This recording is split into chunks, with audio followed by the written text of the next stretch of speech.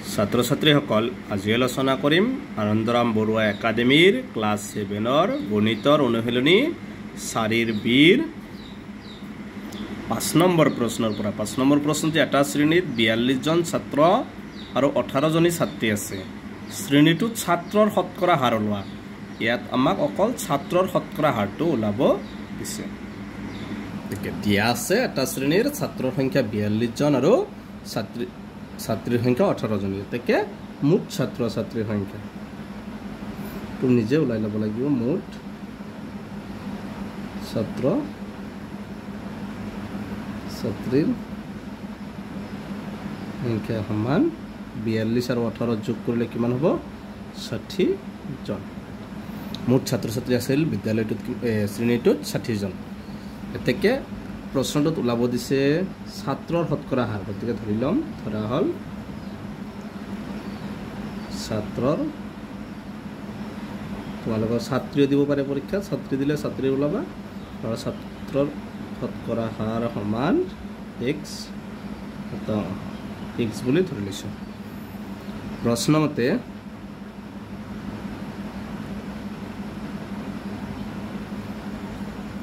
কি লিখিবা? মুঠ ছাত্ৰ ছাত্ৰী কিমান? 60 জনৰ কিমান পাৰ্চেণ্ট ধৰি লৈছোঁ?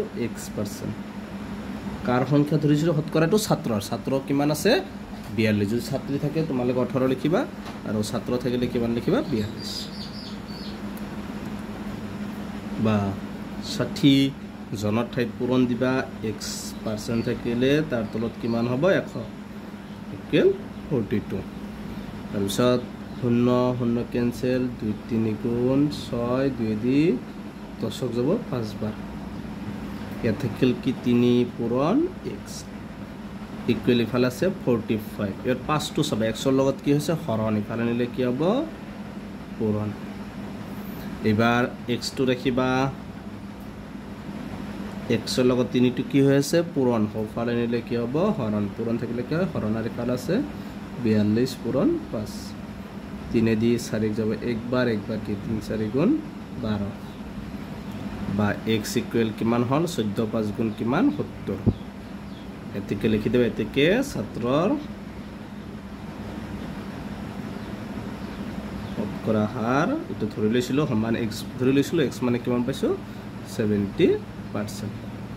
এইটো হৈছে 5 নম্বৰটো এনচাৰ। একদম সহজ।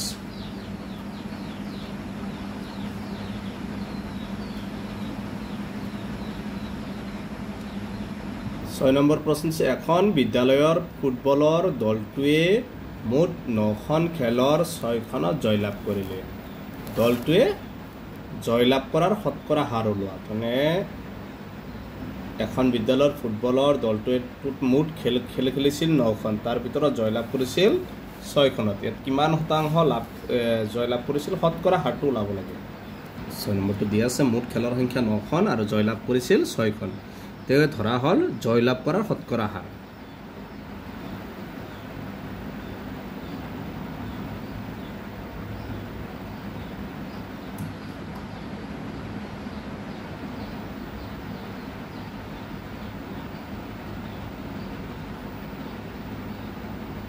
মান 1%।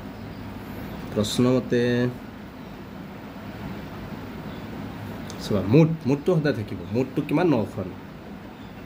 9খনৰ কিমান শতাংশ ধৰিছোঁ? 1%। কেইখন জিকিছিল? 6খন। ইয়াত চাবা আগৰ নিচিনাই 9খনৰ ঠাইত পূৰণ হ'ব, 1% থাকিলে তাৰ তলত কিমান হ'ব? 100 সমান 6। তাৰপিছত 9x ইকুৱেল 6। এই 100টো 100ৰ লগত কি হৈছে? হৰণ। ইফালে দিলে কি হ'ব? পূৰণ। তাৰপিছত xটো ৰাখিবা, 9টো 100ৰ লগত কি হৈছে? একো নাই মানে পূৰণ। ইফালে নিলে কি হ'ব? হৰণ। ইফালে আছে 6 পূৰণ 100। 3 2 গুণ 6, 3 3 গুণ 9। 3 দি আৰু নাযায়, গতিকে x ইকুৱেল তলত আছে 3 আৰু ওপৰত 2ৰ লগত 100 পূৰণ কৰিলে 200। বা x ইকুৱেল এতিয়া কি কৰিবা? 3 দি 200 হৰণ কৰিবা।